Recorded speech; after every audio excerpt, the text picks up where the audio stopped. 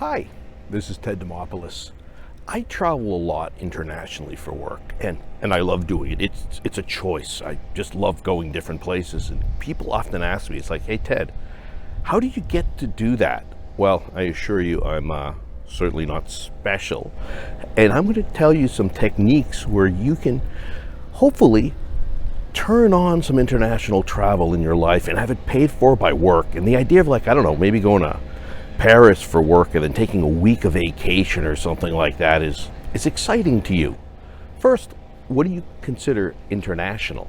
Now, let's say you live in Belgium. You might not consider France international, or you might. Or let's say you live in Portugal.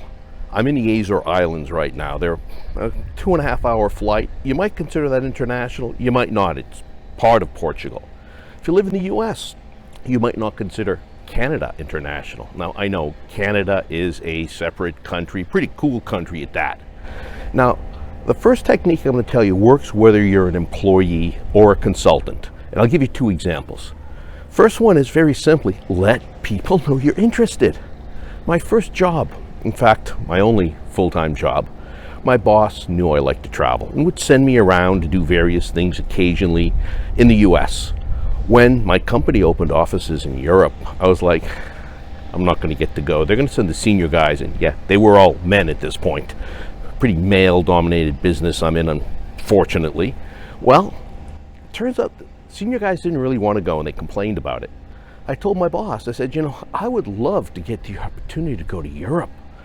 And he looked at me, and he's like, really? And it's like, now, somehow I thought that the fact that I love to travel, and he knew it translated to traveling internationally, but apparently it didn't. And some things started happening. I got to go to Munich. I got to go to France. I'd never been to either, never been to Europe. Now, the second example, when I was a consultant with my first client. Now, I traveled a lot for them. I also did a lot of work in their offices in Cambridge, Mass. And it was interesting because they knew I liked to travel, but that in their mind didn't translate to Ted would be happy to go to Hong Kong or Europe or something like that. And once I told them, it started to happen. I started to travel internationally. And that seems kind of like obvious, right? If you like to travel, they should know you want to travel internationally, but that's not always the case at all. The second thing you can do is at events, maybe your company's holding them or your clients, meet the international people, make contacts. So I remember one of my big clients was having an event in Boston, and there was somebody flying in from Australia. I emailed, it was like, hey, when you showing up? Can I show you around? And he showed up a day and a half early, because of jet lag, and I drove him to Maine. We had a lobster, we saw the coast, and then we did some stuff in Boston. Just making those connections. Now, you can also speak at international events, and this is so much easier today because some of it's virtual, right? I've spoken at some international events and made contacts that may give me some work in the future, right? And I've done that without having to go anywhere. Now, the last actual technique I'm going to mention is if you're traveling already because you love to, and you have a client with offices, or maybe your company has offices somewhere you're traveling, maybe stop by and see people in the local office. So one of my clients has offices in London, and I was there with my kids on vacation.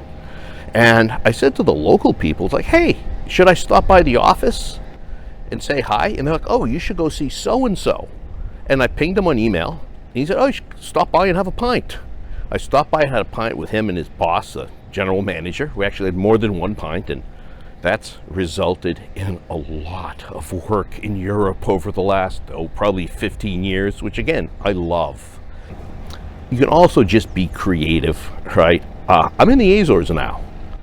Turns out I actually have some work here. Won't go into the details. Let's just say it involved being extremely creative to make this happen.